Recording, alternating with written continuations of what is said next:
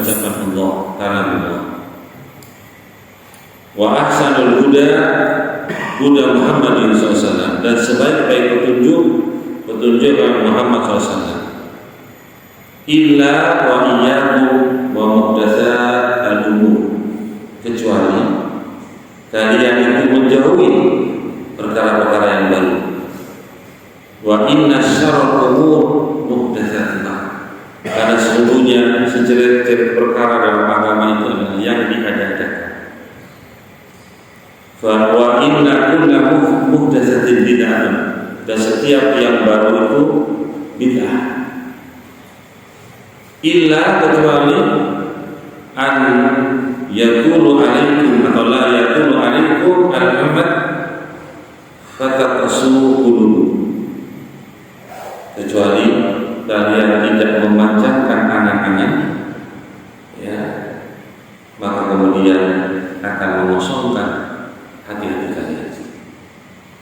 Ini juga perkara yang nasihat bagi kita untuk menjauhi perkara-perkara yang baru dalam agama, Mas. Perkara-perkara yang baru dalam agama. Misalnya ada orang mengatakan membaca surat atau membaca Al-Fatihah 1000 kali maka dia akan begini dan begitu.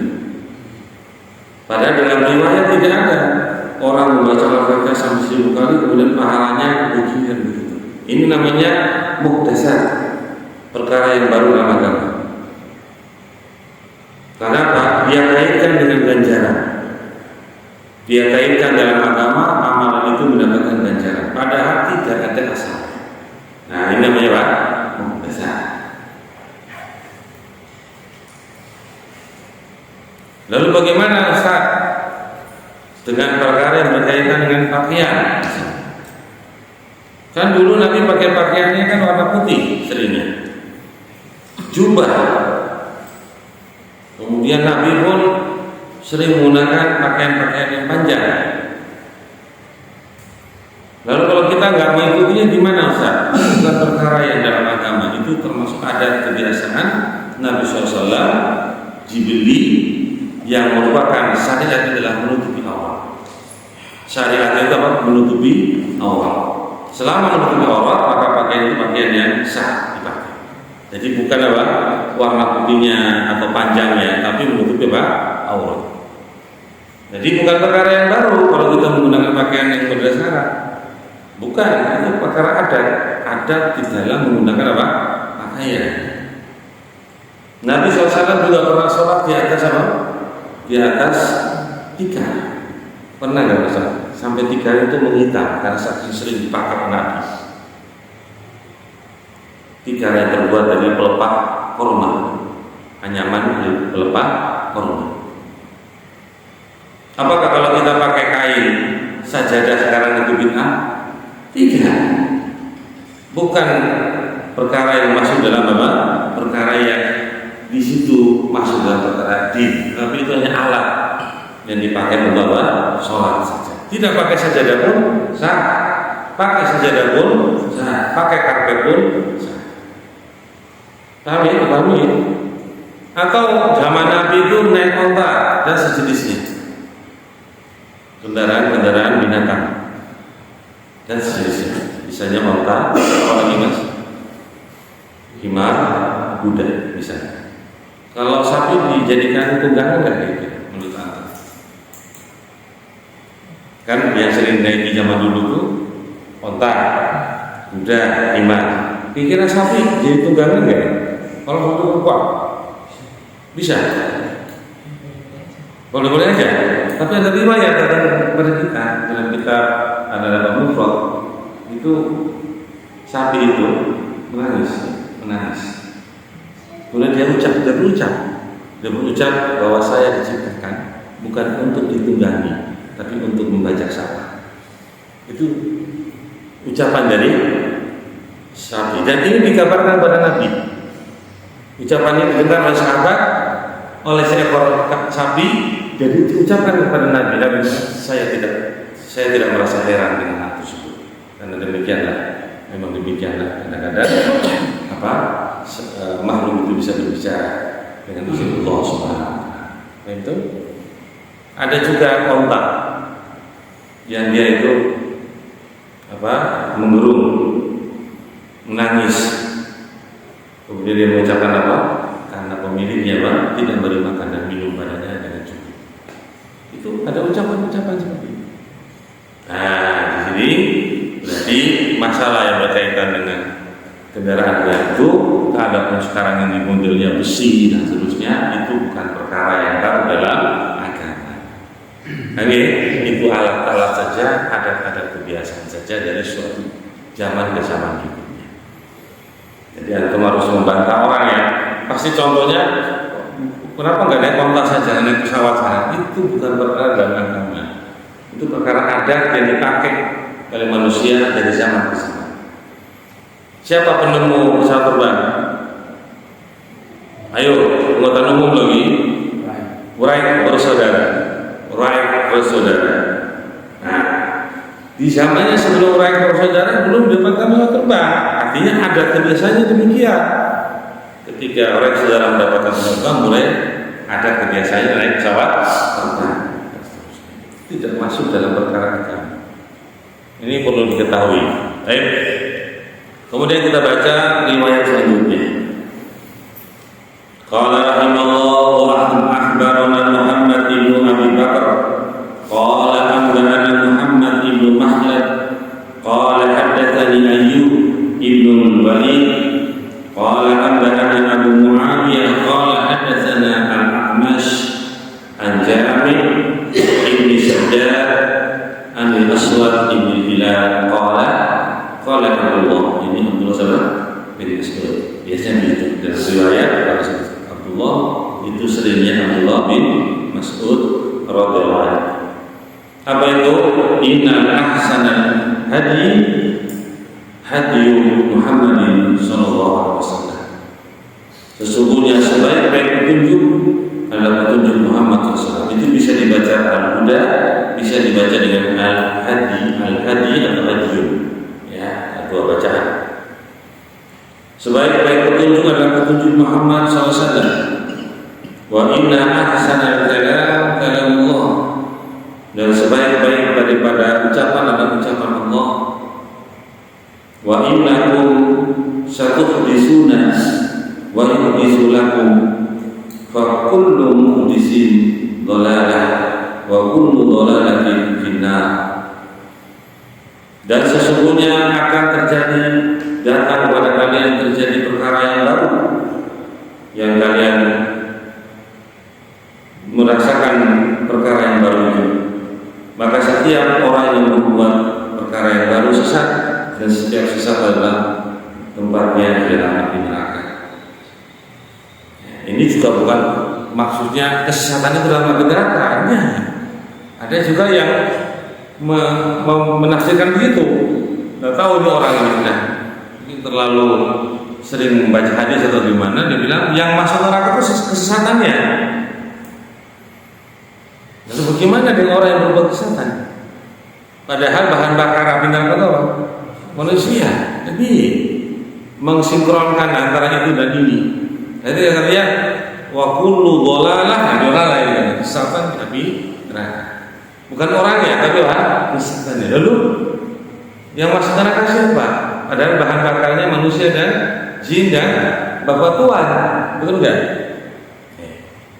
Bagaimana? Nah, yang jelasnya yang masuk neraka itu orang yang berbuat kesesatan. Begitu pula orang yang masuk ke surga karena apa? Perbuatannya, bukan perbuatannya yang masuk surga, tapi orangnya yang masuk surga. Paham enggak? Perbuatan saya sebab. Kemudian wa'ata bisahifatin fiha hadis, maka dia akan mendatangkan dengan sebuah lembaran yang padanya ada hadis Nabi.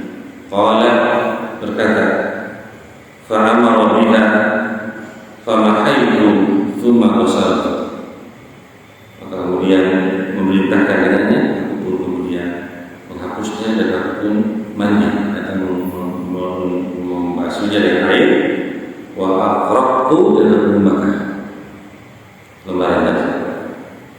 Thumma qala, qala kemudian dia berkata, bihada dengan ini halaka ahlul kitab qablakum nabadu kitab Allah wa ra'adu ka'annahum la ya'lamuna an sabtu. Binasa ahli kitab sebelum kalian. Mereka melemparkan kitab Allah itu di belakang punggung mereka. Mereka tidak menjadikan sebagai pegangan. Mereka melemparkan di punggung mereka, di belakang mereka, seolah-olah mereka tidak mengetahui. Ansatu artinya aku membacakannya. Atau ansatullah, aku membacakan kalimat Allah rajulan pada seorang, yu'allimuha inda ahadin illa allimuni bihi wallahu law anni a'lam annaha badiru hadza li tabalagtu ilaiha. Kemudian dikatakan aku membacakan atau menyebutkan nama Allah pada seorang untuk mengajarkan dia di sisi seorang, kecuali Allah telah mengajarkan aku dengannya demi Allah, seandainya aku mengetahui bahwasanya dia itu adalah sesuatu yang dekat, maka aku akan menyampaikan dengannya. Kalau alam shawab ucapan terakhir saya itu belum paham dari penyebutan kisah ini. Tapi inti dari pembicaraan adalah tentang binasanya orang-orang terdahulu karena mereka melemparkan kitab Allah itu di belakang mereka. Ini juga ada pelajaran mas dalam hukum tentang hamalatul Quran, membawa Al-Quran. Ada hukumnya. Membawa Al-Quran itu satu tidak boleh ditaruh di punggung. Boleh membawa Al-Quran itu di depan atau dipegang. Itu dalam kitab hamalatul Quran disebutkan. Ini seperti yang disebutkan dalam kalimat ini, atau dalam Al-Quran disebutkan surah Al-Baqarah dan lainnya.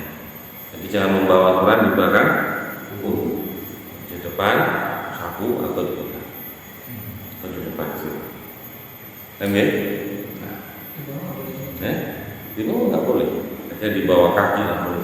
Ya, hati-hati.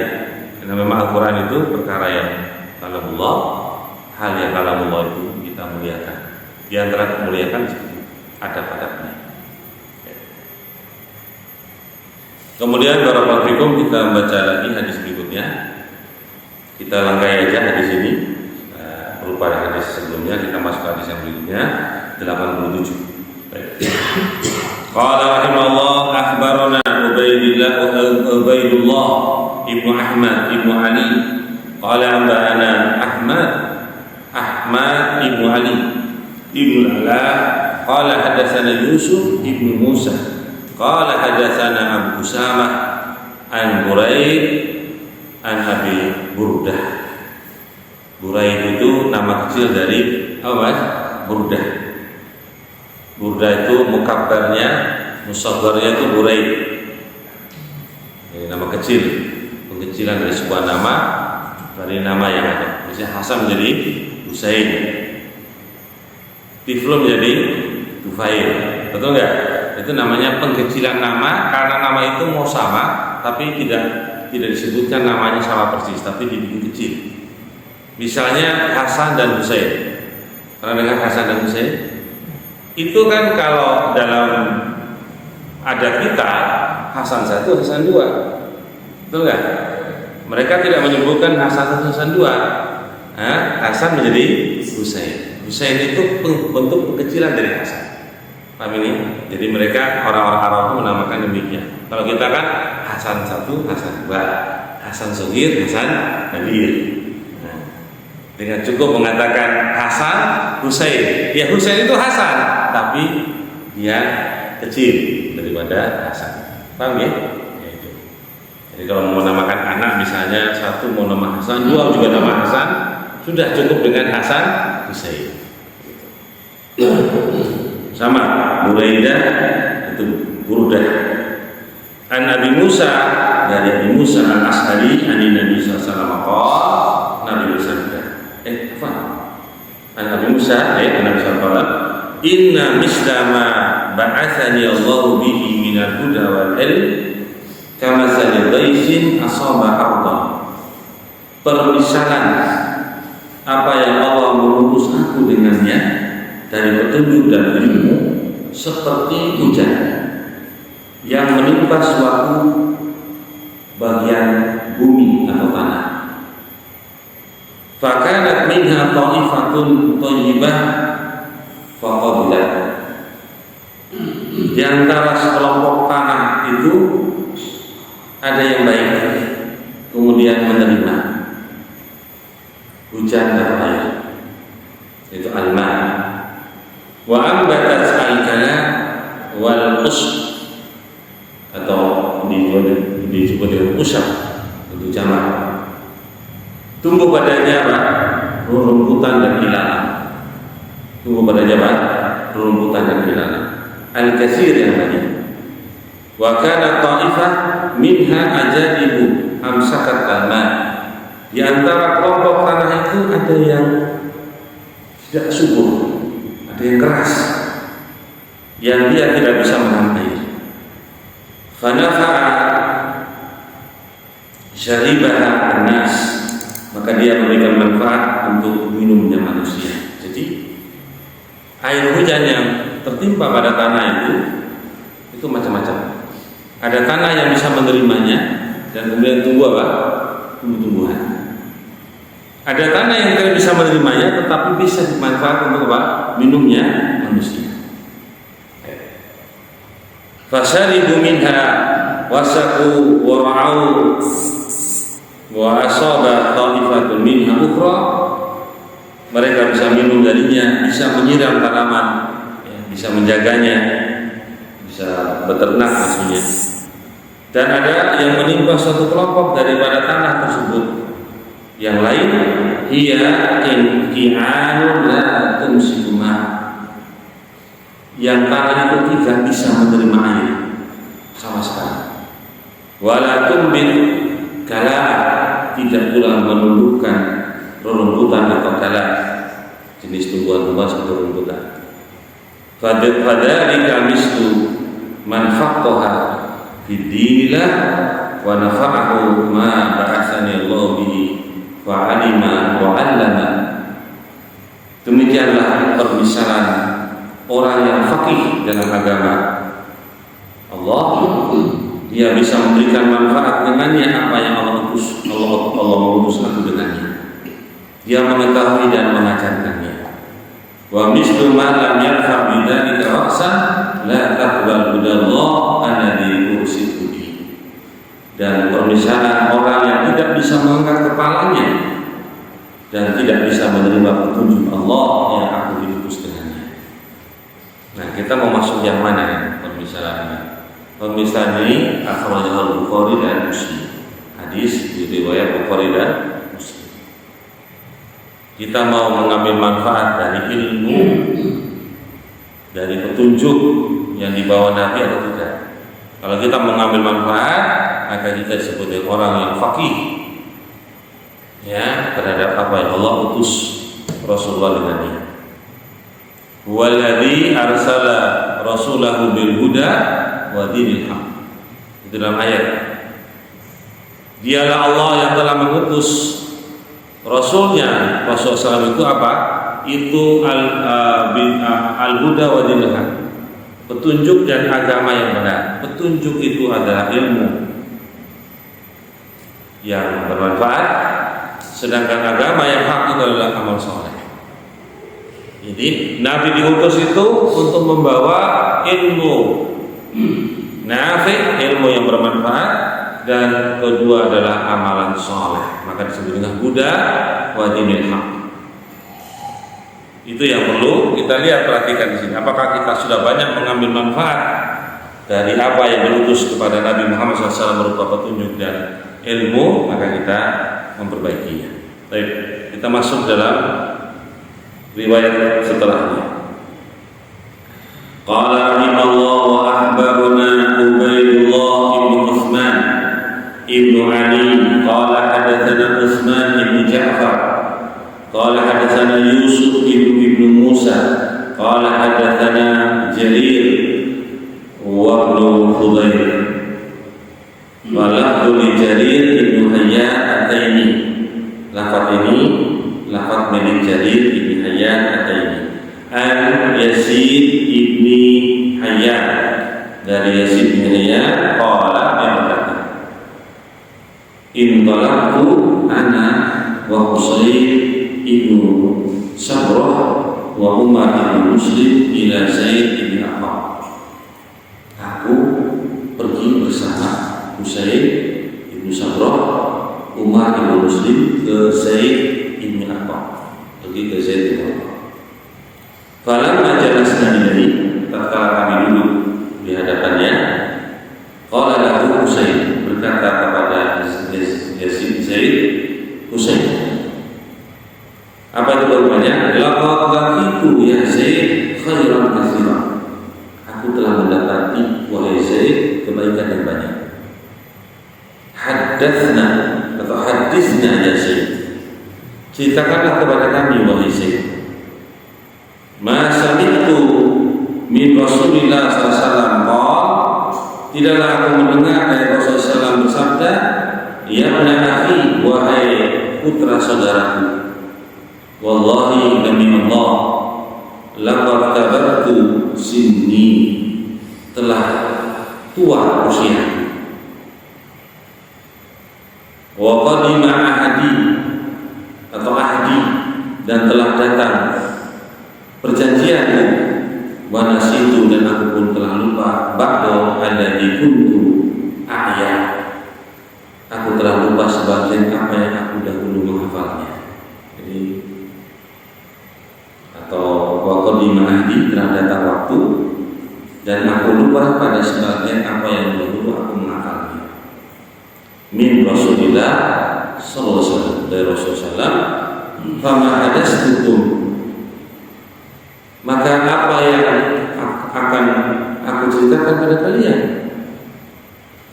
fa'aqbilu wa mala fala tukalifuni,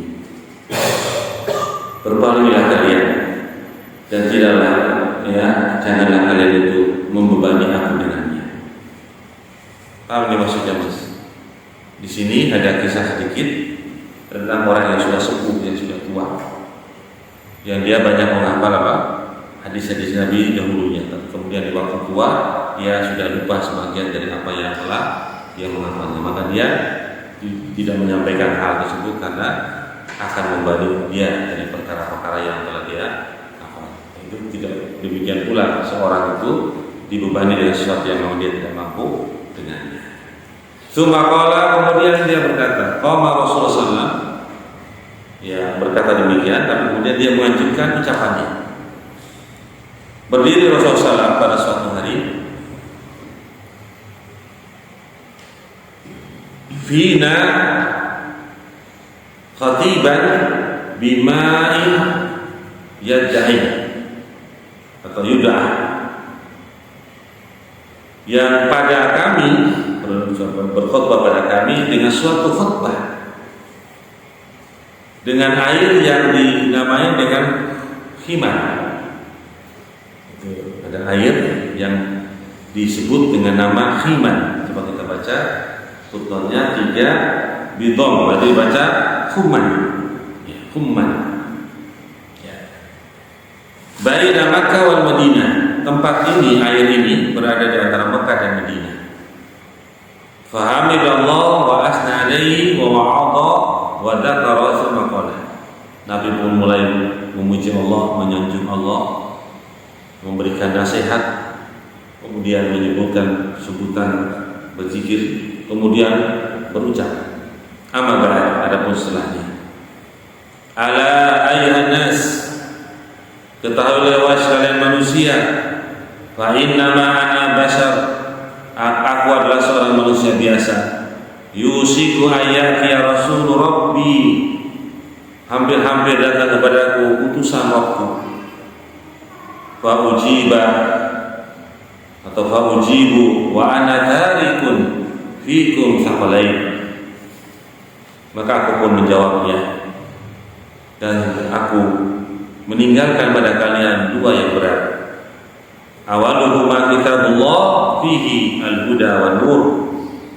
Yang pertama adalah Al-Qur'an, padanya ada petunjuk dan cahaya.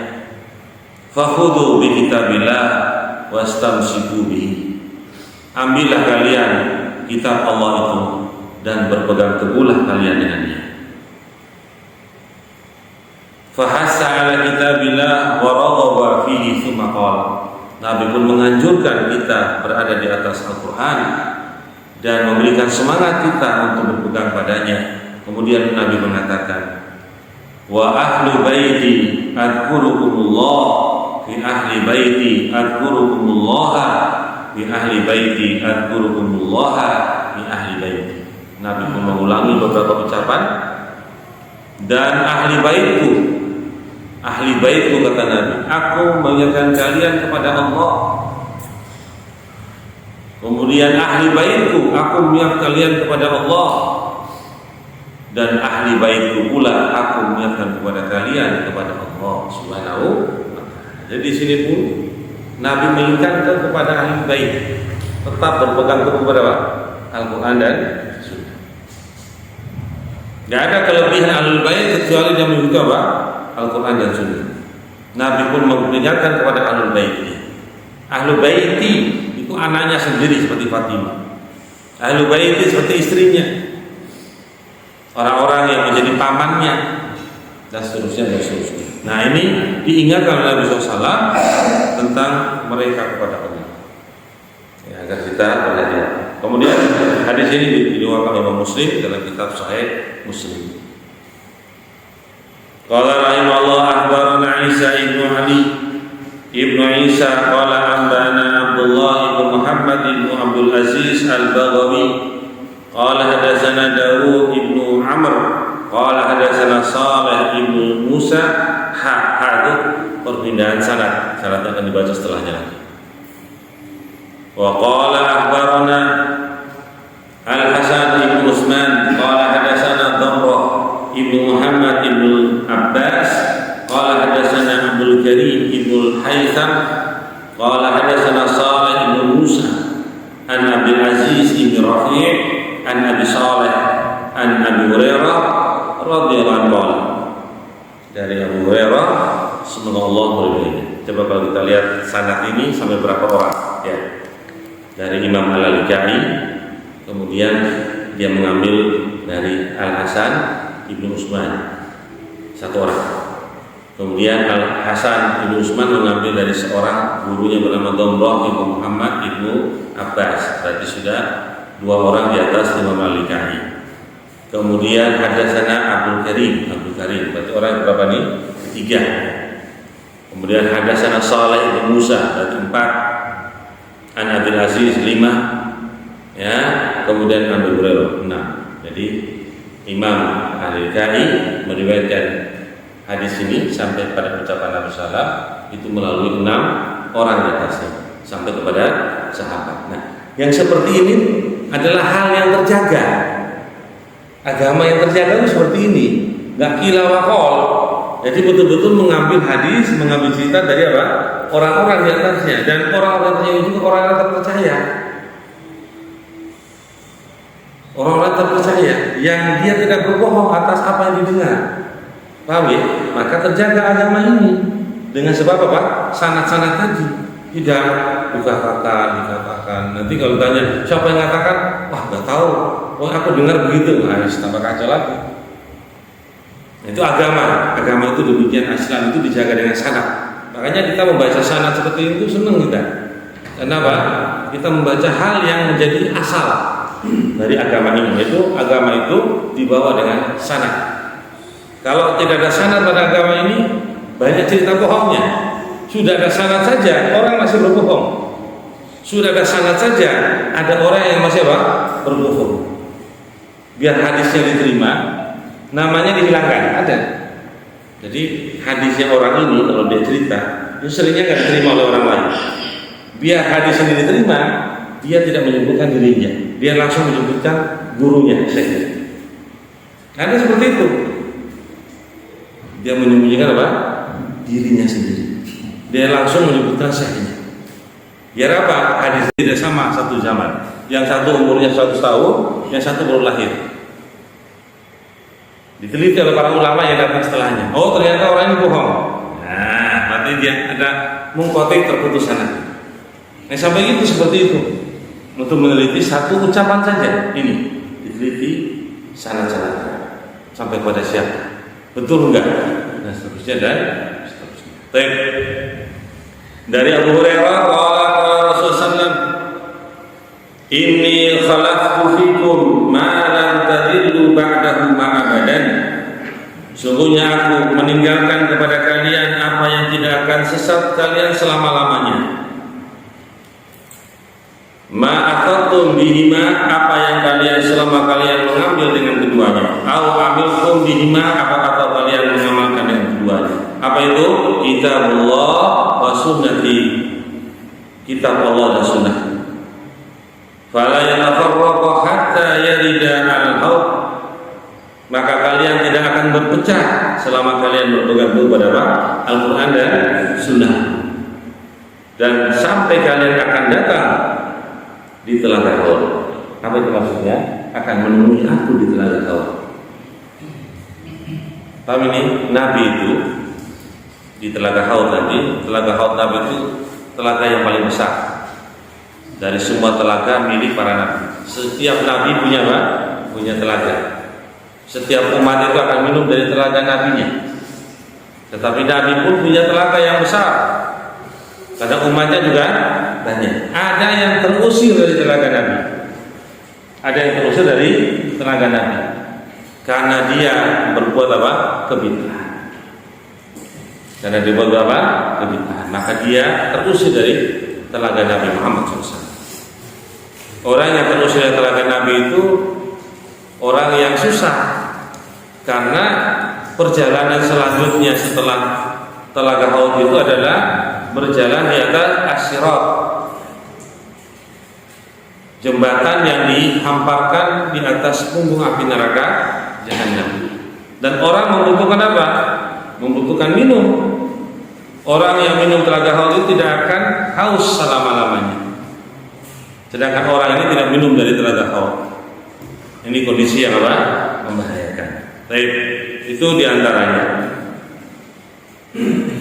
Qala rahimahullah, akhbarana Al-Hasan ibn Utsman qala anba'ana Muhammad ibn Abdullah ibn Ibrahim qala hadatsana Musa ibn Sahal qala hadatsana Dawud ibn al-Mukhabbar qala hadatsani Bakar ibn al-Aswad qala, dia berkata, sami'tu Al-Hasan yaqul, aku pernah mendengar Al-Hasan Al-Basri mengucapkan, ini bita anas qaumun qara'u hadal Qur'ana wa amilu bisunnati.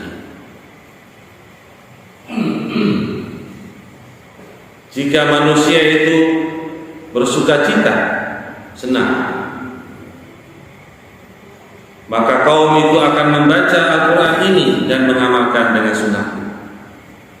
Inna ahaqqan nas bihada qaumun amilu bima fihi wa in kanu la yaqra'una. Sesungguhnya yang paling berhak manusia dengan kaum dengan ini adalah suatu kaum yang mereka mengamalkan dengan apa yang ada pada Al-Quran walaupun mereka tidak membaca. Nah, ini lebih dibandingkan. Mereka mengamalkan Al-Quran walaupun mereka tidak membacanya. Ini kaum yang lebih berhak terhadap apa? Al-Quran. Iya maksudnya. Ya demikianlah kondisinya. Apalagi orang yang mengamalkan dan membacanya. Jadi inti daripada Al-Quran itu mengamalkan isi Al-Quran. Makanya Nabi itu disebut dengan apa? Akhlaknya adalah Al-Quran. Maksudnya apa? Akhlak Nabi itu semuanya dalam Al-Quran. Nabi mencegah, Nabi berbuat, Nabi tersenyum, itu semua dari akhlak apa? Al-Quran. Semuanya. Wa inna hadzal Qur'an wasaqun awsaqallahu bihi al-mu'minin.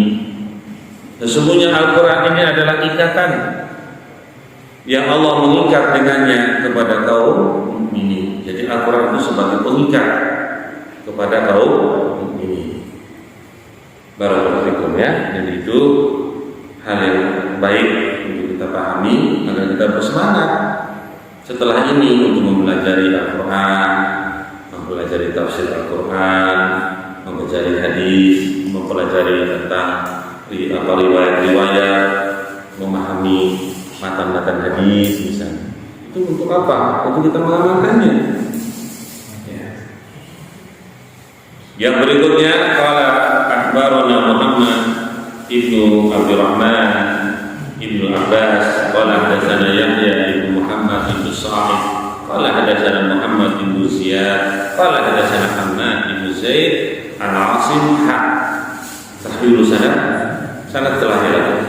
Qala wa akhbarana Ahmad ibnu Ubayd qala anbana Ali ibn Abdullah ibni Mubashshir qala hadatsana Ahmad ibni Sinan qala hadatsana Amr ibn Aun qala hadatsana Hamad ibn Zaid berbeda lagi sanadnya.